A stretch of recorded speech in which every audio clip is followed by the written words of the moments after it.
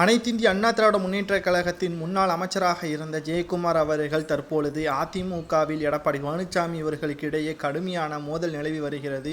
வடசென்னையை ஜெயக்குமார் அவர்களின் மகன் ஜெயதீபன் அவர்களுக்கு கொடுக்க வேண்டும் என்பதற்காக ஏற்கனவே சத்தியம் வாங்கிய எடப்பாடி பழனிசாமி அவர்களிடம் தற்பொழுது கோவையில் உள்ள சில முக்கியமான ஆதரவாளர்களுக்கு அந்த தொகுதி ஒதுக்கீடு செய்யப்பட்டதாகவும் 40 தொகுதிகளில் தற்பொழுது தனித்து அதிமுக வேட்பாளர்களை அறிவிக்க உள்ளது என்று எடப்பாடி பழனிசாமி அவர்கள் அறிவித்திருந்தார். காரணம், சிறிய கட்சிகள் எதுவும் கூட்டணிக்கு வருவதாக தெரியவில்லை. தானாக முன்வந்து கூட்டணிக்கு வாருங்கள் என்று கூறினால் அவர்கள் கேட்கின்ற தொகுதியே வழங்க வேண்டும் என்பதற்காக தற்பொழுது 2014 போல் தற்பொழுது தனித்து போட்டியிட உள்ளதாக ஏற்கனவே எடப்பாடி பழனிசாமி அவர்கள் அறிவித்திருந்தார்.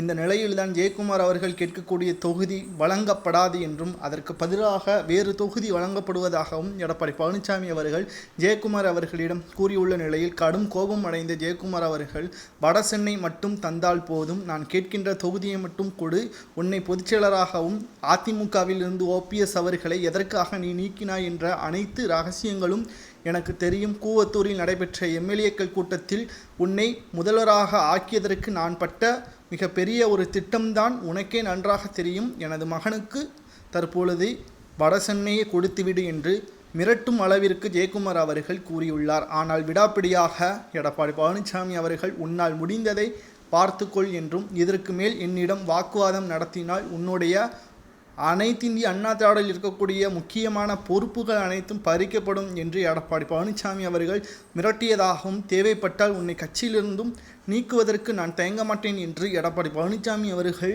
ஜெயக்குமார் அவர்களிடம் கூறியுள்ளதாகவும் தகவல்கள் வெளியாகி இருக்கிறது. இதனால் அதிர்ச்சியடைந்து எடப்பாடி பழனிசாமி அவர்களுக்கு இடையான கிளர்ச்சி செய்யக்கூடிய வேலைகளில் ஜெயக்குமார் இறங்குவாரா, அதிமுகவிலிருந்து விலகுவாரா என்பதை நாம் பொறுத்திருந்து பார்க்கலாம்.